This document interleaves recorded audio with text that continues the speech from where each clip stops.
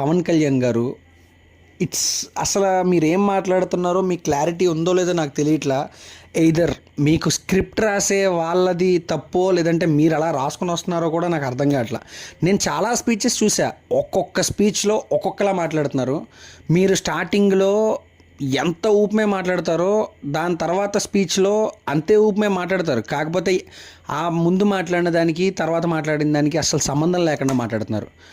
Before elections ఏమో ఆంధ్రులకి మాకు ఆంధ్రులు అనే భావన ఎలాగా లేదు, కులాల కోసం కొట్టుకుని చావండి, అట్లీస్ట్ ఆ భావనైనా ఉంచుకోండి అని ఒక మాట అన్నారు. అప్పుడు కులాలతో కొట్టుకుని చచ్చిపోండి అన్నారు. ఇప్పుడు ఆంధ్రులమని భావన లేదు, కులాల భావన ఎక్కువ మీ అందరికీ అని చెప్పి మళ్ళీ ఆ విధంగానూ తిడుతున్నారు.